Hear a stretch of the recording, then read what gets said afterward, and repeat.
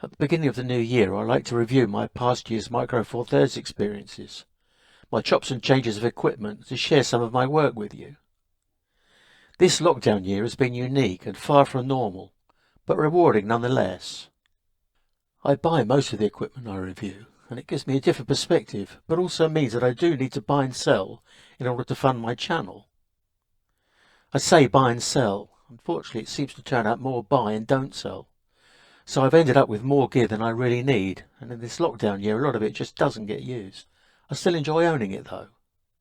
The future of Micro Four Thirds has been questioned this year, with all the problems at Olympus and Panasonic embracing the full-frame sensor.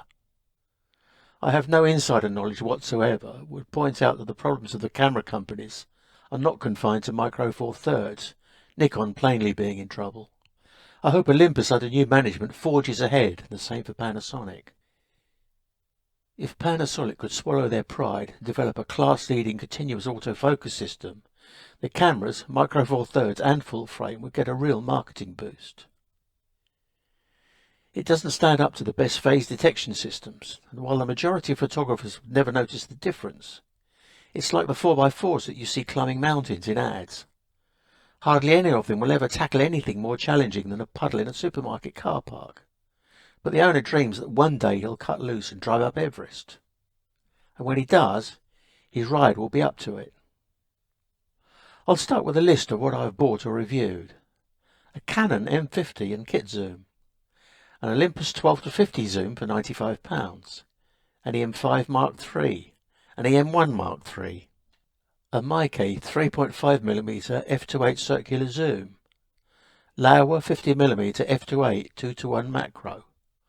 Waltoncroft Pilot bag, Mitticon 17mm f0.95 Speedmaster, and an EM10 Mark IV. In terms of new cameras, the year goes to Olympus, no question. Updates on all three of their EM range. Of new lenses, there are simply more, quirky, different, and the lifeblood of Micro Four Thirds, with exotic specs at affordable prices. Of old ones, I replaced a 12-50 zoom that I should never have sold, and reviewed a much-used Olympus 12-40 Pro lens, and of course the famous Cubit sharpness powder, which I introduced to an astonished world last April. I'll dispose of the Canon M50 first. I bought it to do one of my Menu System Simplified books. I quickly realised it was a mistake.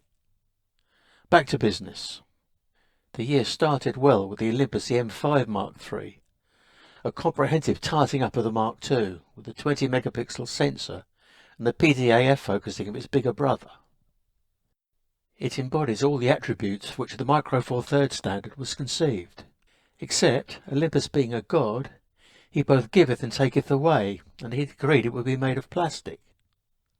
I find the less than substantial feel of polycarbonate disappointing in a £1,000 camera, but I'll come back to that in my remarks about the M1 Mark III, which came hard on the heels of the M5. That was the highlight of my year. The bits and bobs added, like the artificial intelligence used to enable the handheld high-res shots, and the simulated live neutral density filters, all add to the camera's armoury.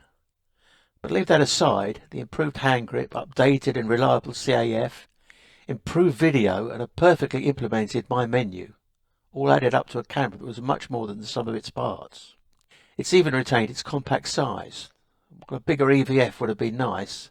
There's nothing wrong with the one it has. To cap it all, the price has come down since its introduction, and it is now solid value for money.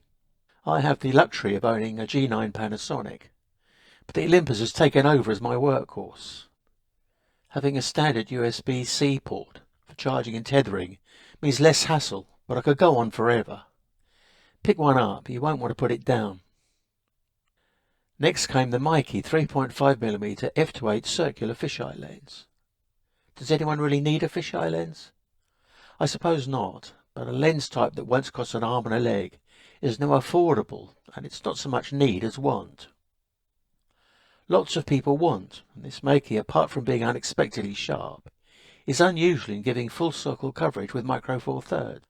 Most have been for bigger sensors, give a cut-off on MFT. This fisheye even looks backwards, so if your camera has a hand grip bulge, be prepared to use a bit of Photoshop's intelligent fill-in. After that was another quirky optic, the Delaware 50mm f2.8 2:1 macro lens. Aside from its headline 2x magnification, meaning an object 8.5mm or around 1/3 of an inch will fill the screen, it has electronic connections. These don't stretch to autofocus, which would be pointless at such magnifications, but it does mean the lens will report itself to the camera for EXIF details, and you set the aperture from the camera body, no need for an aperture ring. It costs much the same as Olympus's 60mm macro, but feels much better made, and the focal length makes it useful as a portrait lens too. Makers like Makey, Mitticon and Delaware are a real asset for Micro Four Thirds users. Well made and well priced, they are what adds the spice to the system by bringing exotic specs at down-to-earth prices. Then came another exotic beast, Mitticon 17mm f0.95. A fabulous lens. I know nothing about lens design except that an ultra-fast wide-angle lens will be both unusable at maximum aperture and absurdly expensive. Not the Mitticon. It's true that at open aperture the edges are less crisp than the centre, but for normal use and viewing distances the Mitticon can be used wide open just as effectively as an f4. Coming in at less than £300, I can't see how they do it. How could a lens spec that used to put prices in the thousands now cost so little yet be so good? Whatever, you'll need a bag to put it in. I'm a big bag or case guy. There's something so satisfying about a quality bag or case tailored to your exact needs. I love the inserts and the pockets, and the way you can find a niche for your ND filters and a lens cloth. The Micro Four Thirds system enables you to get an all-encompassing outfit in a medium-sized bag. I'm a big fan of Wotancraft's bags, not cheap but top quality and very stylish. The latest one, the lightweight Pilot, has become my standard one. It's quick detach pockets and fittings, but you can carry a minimum outfit or take a long lens and tripod and very quickly reconfigure the bag for best efficiency. In London, thieving is just window shopping with benefits, so a camera bag that doesn't look like a camera bag is called for. Finally, there came the M10 Mark IV. It brought enough to the table to make any M10 Mark II owner consider it. With a 20 megapixel sensor, 15 rather than 8 frames per second sequence shooting, and 4K video being the notable improvements, but the plastic as opposed to metal construction being the downside. It's a tough call, but I'd probably stay with the Mark II. So, lockdown continues into 2021, and who knows what it will bring. In the Micro Four Thirds world, I hope for no more than things staying the same as they are now. We have a great range of cameras and lenses at our disposal, and I doubt that anyone has explored the full potential of what we already have, so another year of status quo won't hurt. I also mentioned the M1 being a highlight. I'll finish with another. I've been at this photography lark and making a living from it for so long now that I really don't care what anyone else thinks of my pictures. I've been shooting what I please since leaving the day-to-day business some years ago. One pic taken this year I really liked was of some chimneys, which I shot with the M10 Mark IV and the Panasonic 50-200mm. It's simple but quirky, and I was very pleased with it. I like the simple geometric lines and colours, and the way a camera enabled me to see how extraordinary something that goes unnoticed can really be. That's just me, I thought.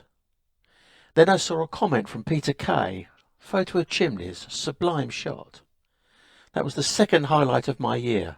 Thank you, Peter, and thanks for watching.